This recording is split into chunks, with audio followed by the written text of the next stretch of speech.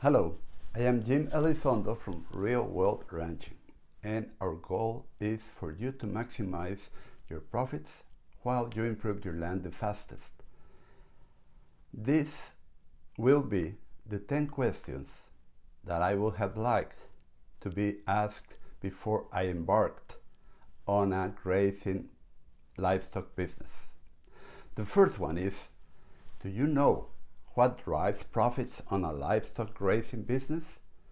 You see, many times we spend our time, our efforts, our money learning things that do not impact the most our profits. And when I say profits, I mean today's profits and tomorrow's profits, because we need to be thinking about the future to leave the land better than we found it. So, what drives profits on a livestock farm is stocking rate. The number of productive animals you can maintain in good body condition through the year is what will impact your profits. Okay, once you learn this, you want to increase your stocking rate the highest possible without causing problems for your grass and your soil. So that brings me to question number 2. What is it that weakens our grasses? And the answer is, it's overgrazing. And I've seen a lot of people define overgrazing in different ways. Some people say overgrazing is when you graze and regraze a plant too often and you deplete its energy reserves and shorten its roots. Other people say it's when you have too many head of cattle or livestock. Other people say whenever your livestock buy the plant the second time. Well, all that is confusing. It's simpler than that. Overgrazing is defined as whenever we graze a plant when it is too young, at its baby stage, and that depletes energy reserves and creates short and weak roots. Okay. Now, question number 4. What is more important, increasing productivity with inputs or reducing costs?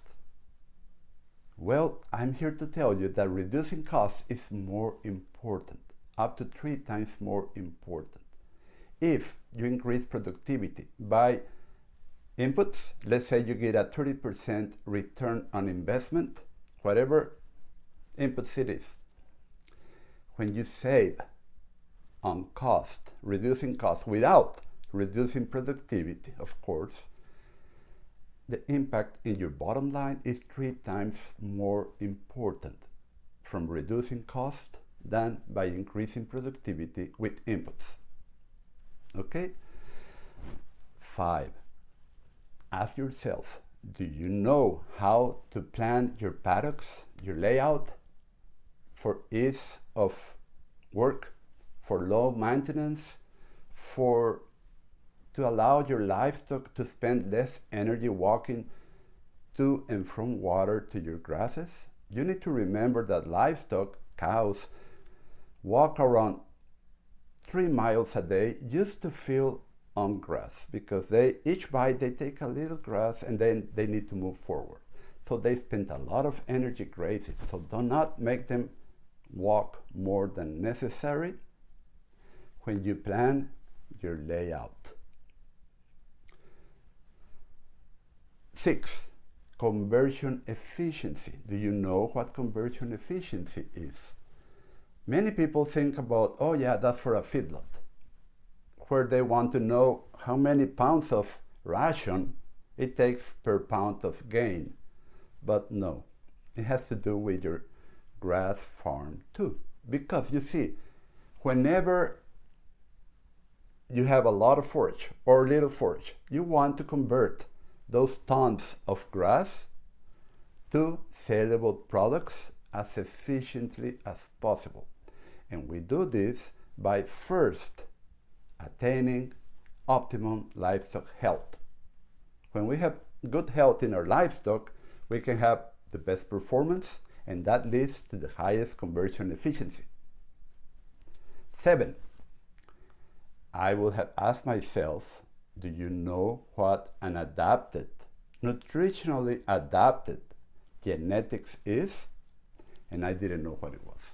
Now I can tell you, nutritionally adapted genetics means that some animals have it in their genes to maintain body condition on poorer quality grasses than others. And you can observe this in your herd. You will see some animals that are always maintaining better body condition than others.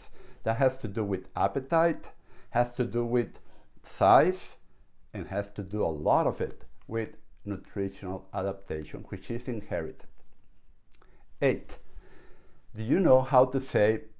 I would have asked myself, do you know how to save $300 per cow per year on hay when you graze stockpiled grass? Do you know how to graze stockpiled grass? I didn't know this when I started, so I made hay, I made silage, but upon an economical analysis, I found out that it wasn't profitable to make it and feed it.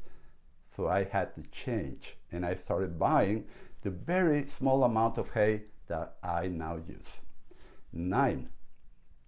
I will have asked myself, and ask yourself, do you know how to take better decisions by doing a marginal analysis on each enterprise that you have, on each cow when she comes open, on each ewe when she gets old? Learn how to do marginal economical analysis.